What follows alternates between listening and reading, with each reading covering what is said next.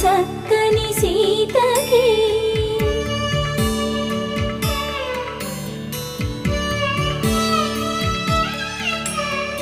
ఎర్ర జాబిలి చేయి రాముడేడని అడుగుతుంటే చూడలేదని పెదవి చెప్పలేమని కనులు చెప్పే నల్ల పూసై